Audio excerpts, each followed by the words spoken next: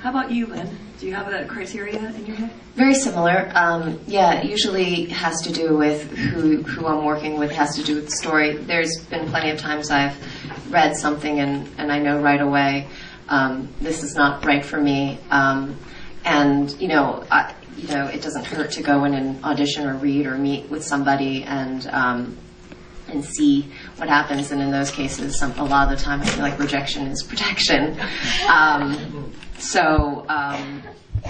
There's so many different factors, and it varies from time to time. 1 year I might need health insurance, and that is a big reason why you would choose to do a commercial that you probably wouldn't want to be associated with normally, but it's a year of health insurance, so you do what you have to do. There's a lot of different factors, like Sheetal was saying. Okay. I have 18,000 questions in my head, but I don't want to make this the Lipa Hour. I'd like to open it up. If any of you in the audience have a question that you've been pondering, that you've been thinking about. Yes! I'll do like I do in class. Since I don't know your name, I'll just say woman in the glasses. One of my African-American colleagues has said that he thought Grey's Anatomy, that drama, was the only drama that he knew of that had transcended racism.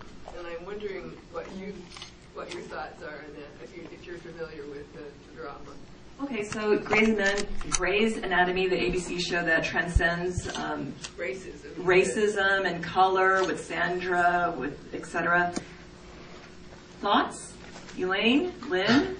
Sheetal? I don't watch the show, but I haven't really watched the show, but my students don't. My students think that Sandra Oh's character is kind of a stereotype of the driven Asian straight A student who's cold-blooded and all of that. I haven't seen it, so I don't know, but I do know that has some great roles in HBO, like on Arliss and other things where she's hilarious, and very multi-talented. And I tend to think that her HBO performances gave her more room, and in independent cinema gave her a bit more room than, of course, she might have gotten in commercial TV or movies, I suspect.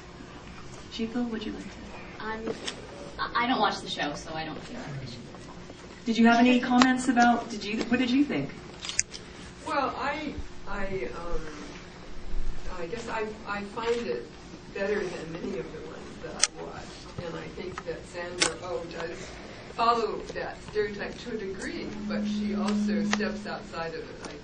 So, I was wondering what you would I'll say in general terms, just this idea of stereotypes for me gets a little dicey and a little dangerous, because I think you can certainly say that about almost every character, about every race in the history of time. So, and I also think it's a very personal thing for a lot of people. I think some people watch it and have a different reaction to different characters versus others. And so one person may feel that about Sandra's character, and 100 others might be so happy because they see themselves in her in a different way. Or all the other characters in that show. I do know enough that I know that it's very diverse. I know that the writing seems to be really great and people really love it. And so, the fact that they're on network television getting the opportunity to play a lead character is exciting. And knowing the little bit that I know about Sandra, I think it's great. I think she's added a lot to it. And I know other friends of mine that have been on TV shows that might have started a role and originally written a certain way, but then once you're on, you get a lot of say. And people really want you to bring in your other layers. And I think that's an important thing to remember, is that once you have the pipeline or the opportunity, let's make it, more. And I think that a lot of people try to do that. Thank you. I think this has a lot to do with what we call small victories. I'd like to know if you had any small victories. You just said, acting's bread and butter. You need to eat. You need to live. You need to work. Have you had a role which you weren't so thrilled about? You took it thinking that this was going to go in one direction and it went in another. But upon taking the role and you couldn't get out of it, did you change it in a way that you believed that was your small victory? Like this was something that you changed within the realm of what you could change? Thankfully, I've never taken a role that I've regretted. But I was just going to say that something that would be a small victory for me, and something that I see changing in the face of television today, is you see more and more shows like Lost, like Hawaii Five-0. I'm naming all the shows with Daniel Day Kim. He's a good friend of mine. He's a wonderful man.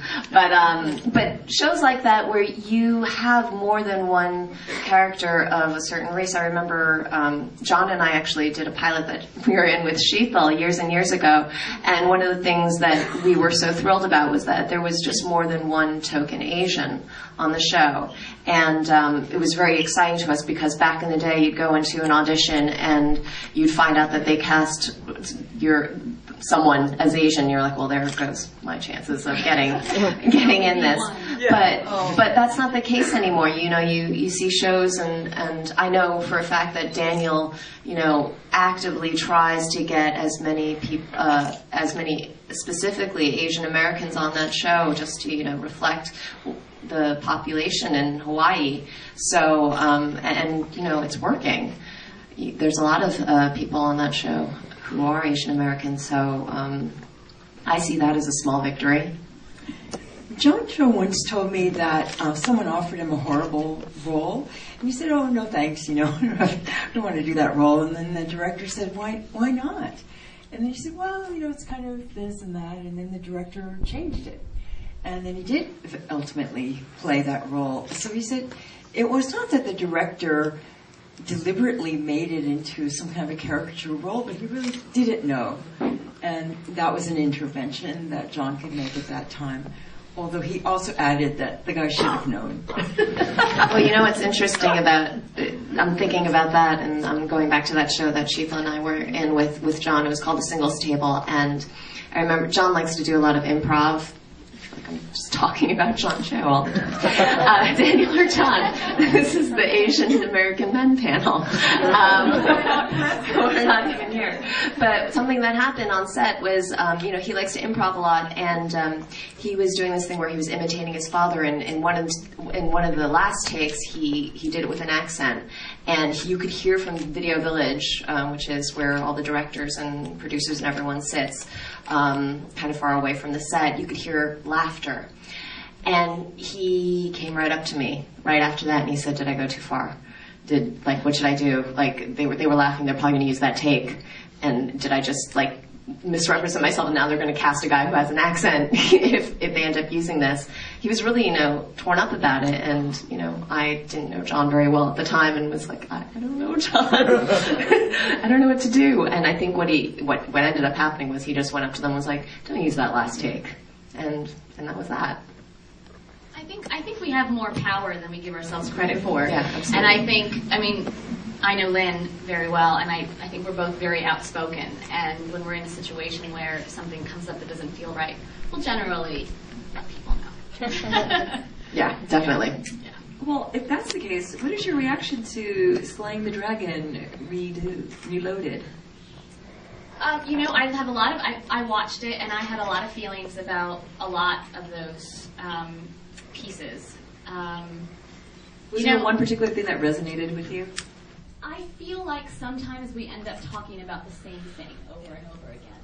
And I feel like in order to move forward, we have to talk about what's happening now and obviously know the history, but take where we are now and really now move forward. And I don't think it's necessarily helpful to constantly specify, specific, like the fact that this panel exists is exciting and it needs to happen, but you want to get to a point where you don't need a panel like this. Because Correct. You want to be so integrated in the mainstream that you don't need a specific thing where you talk about this. Hopefully. I know we're not there yet, so you need to. So you find a support group and you can find a way to help each other break new ground.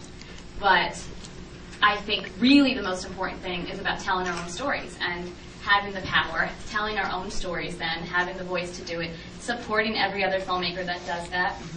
And when you have the chance and you have the power, cast people that you feel should play that part, and look out for each other in that way so that you can even the playing ground a little bit. Wow, if I was a director, I would hire you right now. Lynn, do you have a question? Well, I definitely feel like I definitely feel like, I agree with Sheetal about saying that, I feel like ever since I started acting, which was a long, long time ago, these stereotypes have remained in my head. And there are some years where I definitely see it a lot more than others. I remember, like, a few months ago, I went in on an audition, and it was like accent, kung fu, and I haven't seen one of those in years. And when I got it, it was like, it was so depressing. And I felt like, oh, have we moved backwards again? But it was just one audition out of many that were nothing like that. So, I do think we have to focus on what's going on currently and the fact that, Asian Americans on YouTube and on the internet are exploding and leading, that's where we should put our focus. And, film festivals like this that exist, that foster this kind of community, that's what we have to put more of our energy into making sure that everyone knows about it, because ultimately we need to reach as many people as possible. Agreed.